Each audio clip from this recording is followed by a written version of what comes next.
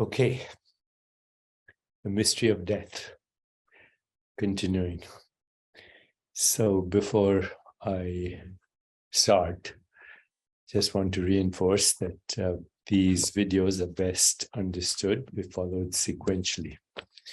Number one.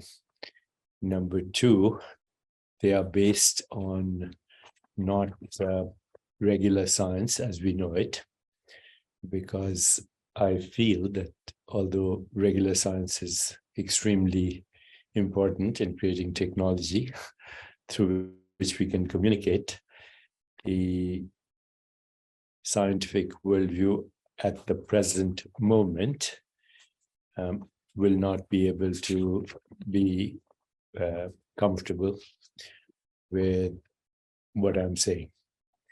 And that is because current science is based on naive realism. Naive realism, in turn, has the following postulates or principles. Naive realism is based on subject-object split, which is obviously artificial. As a biological organism, you are the universe looking at itself from a unique perspective. Every biological organism. So subject or object split is artificial. Number two, current science is based on what we call an observer-independent universe. So an observer-independent universe is impossible to prove. There is no look of the universe without an entity looking at it. How can you even call it a look if no one is looking?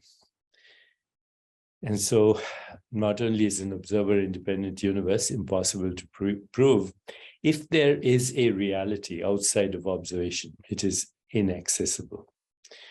Okay, so that's the second problem with current science. And the third, not problem, but principle, which hampers our look at reality, is that current science holds matter to be the ontological principle. And I've said many times before that matter is a construct for a perceptual activity that occurs as the human mind: sensations, sense perceptions, images, feelings, thoughts. So all these three principles that are part of current science, naive realism, actually prevent our knowing fundamental truth or reality, including what happens after death. Okay, because since current science holds the material body to be material, number one, and that's it, and mind and consciousness is epiphenomenon, then when the body dies, everything dies. So there we go. Now I'm going to continue from where we left yesterday. During astral projection or travel at night, when a person is asleep, the astral body actually leaves the physical body, but remains attached by a filament, which brings it back again. So just my friends, I do this astral travel every night, and I keep in mind that there's a filament that can pull me back, or if I'm not in the mood and think, been there, done that, I can cut the filament and take Mahasamadhi and take off into other dimensions. Again, remember, these dimensions are not locations in space-time, but frequency domains of consciousness. If the filament gets severe, of course, then the way back could be lost.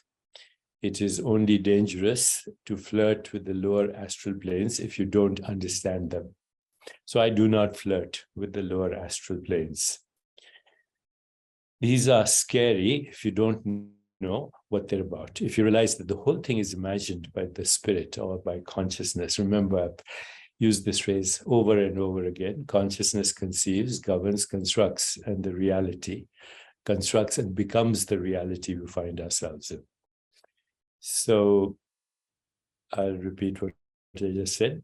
These are only scary, the lower astral domains, if you don't know what they're about. If you realize that the whole thing is imagined by consciousness, from the lowest to the highest, from demons to angels, and everything in this universe can be nothing. Everything in this universe, there's nothing in the universe that can actually be dangerous. Ghosts, demons, etc., are all imaginary forms of universal consciousness, which is doing its lila or play, as are angels, Angel Gabriel, who appeared to Mary, Muhammad, etc. So this mystery school perspective is very satisfying intellectually. And different theologies claim a more fixed point of view, saying that heaven looks this way or that, hell is here, purgatory is there. This could be intellectually quite disturbing. If a devout Muslim landed in a Christian heaven or vice versa, wouldn't be really happy. It wouldn't certainly meet with her or his expectations. Whenever expectations don't meet reality, of course, you're disappointed.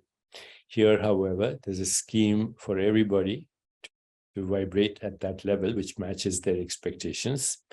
Your image of torture here, if that's what you like, if you like what you call horror movies, then that will be where you go if you want to. And the heaven you're hoping for will also be similar. We become the imagination of ourselves. Even this what I'm seeing, this is imagination of myself. And that includes, by the way, body, mind, and ego go with all of this. Okay, body, mind, and ego are not subjects of experience. They're projections of the same subject, one subject, non-local universal awareness. Okay, so this perspective of death, which I've shared with you, allows you to fulfill all your desires, because within every desire is the mechanics of its fulfillment, your own evolution. Okay, my friends, this is pretty complete, but I will continue because I think you will probably want to know more. And what I've said about personal death also applies to the birth and death of the universe, and I'll explore that with you.